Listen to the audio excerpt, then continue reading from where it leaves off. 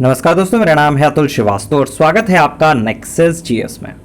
चलिए, 10 जून 2020 के current affairs में जो भी चीज़ें महत्वपूर्ण हैं, आज की डेट में जितनी भी चीज़ें इंपॉर्टेंट हुई हैं और आपकी परीक्षा के दृष्टिकोण से महत्वपूर्ण हैं, उन सारी चीज़ों का संकलन आपको इसी वीडियो में मिल जाएगा। और चलिए शुरुआत कर देते हैं। पहला क्वेश्चन है, हाल ही में उड़ीसा सरकार ने वंदे उत्कल जननी को राज्यगान का दर्जा दिया है। अब ये आपके एग्जामिनेशन में पूछे जाने की संभावना है। अब इस टॉपिक से रिलेटेड क्या क्या चीज़ें पूछी जा सकती हैं, उन सब चीज़ों के बारे में हम लोग डिस्कस करेंगे।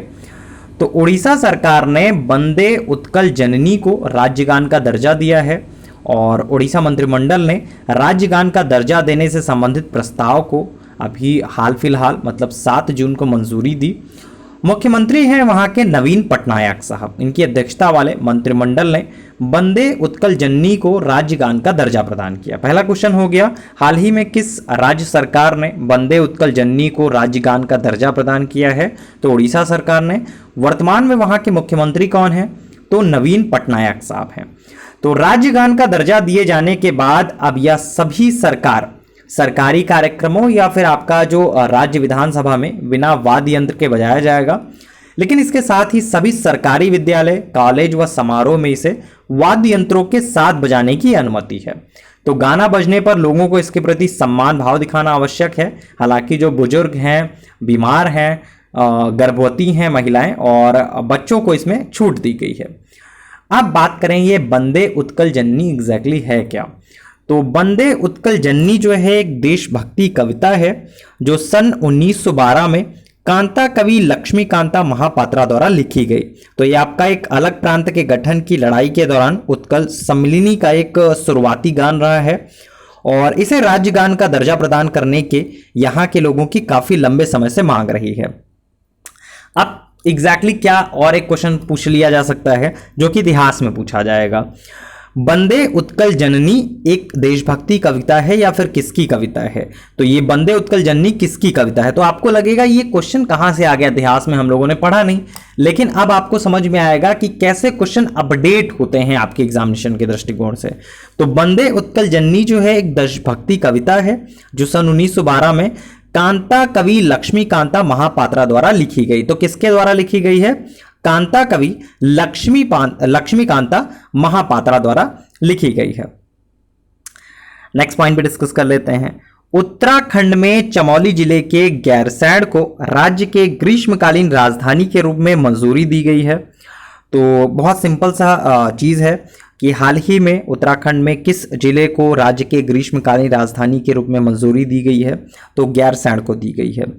यह मंजूरी जो है राज्यपाल बेबी रानी मौर्य ने 8 जून को दी है और जो राज्यपाल साहब हैं उनकी मंजूरी के बाद गैरसैंण को ग्रीष्मकालीन राजधानी बनाने के लिए जो शासनादेश है वो जारी कर दिया गया। मुख्यमंत्री हैं इस समय वहां के त्रिवेंद्र सिंह रावत। इन्होंने मार्च 2020 में गैरसैंण को ग्रीष्मकालीन राजधानी घोषित किया था। तभी आप लोगों को लग रहा होगा यार ये तो मैंने पढ़ रखा है, फिर से हम कैसे पढ़ रहे हैं। तो इसको मंजूरी अब मिली है और ये आपको घोषित हुआ था मार्च 2020 में, कोविड-19 के स्टार्टिंग के टाइम पर, जब आपका लॉकडाउन लगा था उस टाइम के स्टार्टिंग पर बोल सकते हैं। तो 2 क्वेश्चन मिल गए आपको। राज्यपाल वहां के कौन है? बेबी रानी मौर्य जी हैं। और मुख्यमंत्री कौन है? मुख्यमंत्री हैं त्रिवेंद्र सिंह रावत। मुख्यमंत्री के बारे में पूछे जाने की संभावना कम है, राज्यपाल के बारे में पूछ लिया जाता है आजकल एग्जामिनेशन में।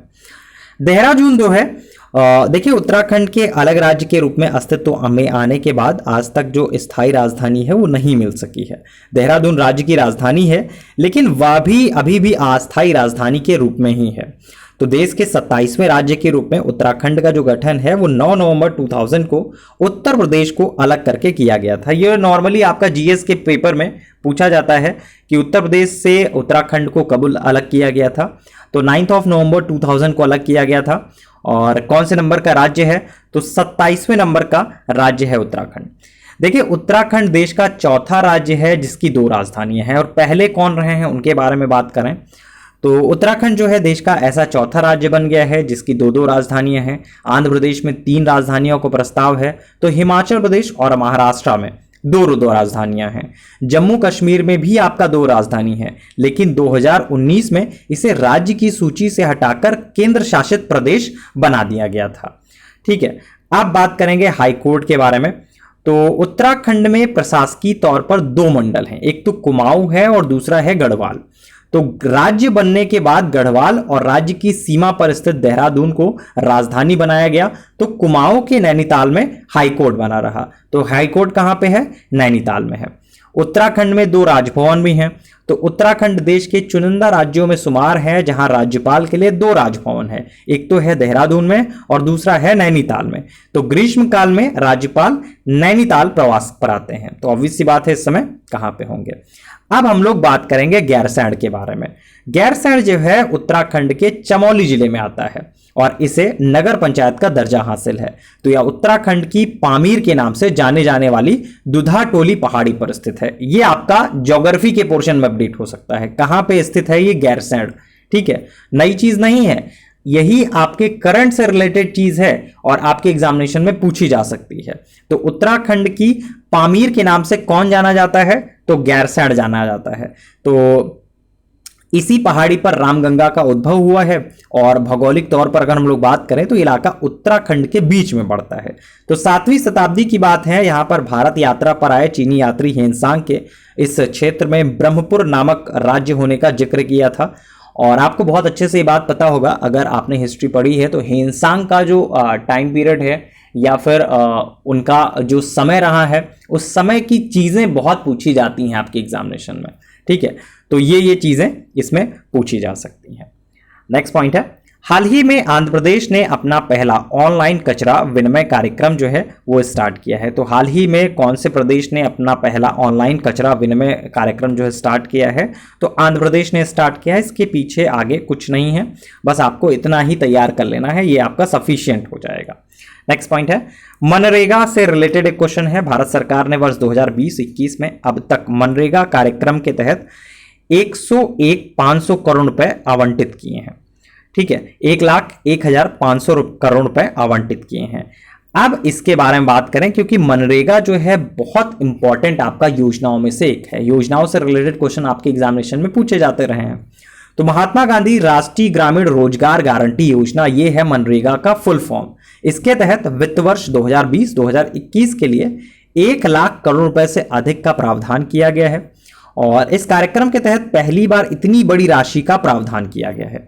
तो मनरेगा का इस वर्ष का जो बजट है वो 61,000 करोड़ रुपए था, लेकिन कोविड-19 का संक्रमण चल रहा है और उसको देखते हुए सरकार ने 40,000 करोड़ रुपए का एक मुश्त आवंटन बढ़ा दिया है।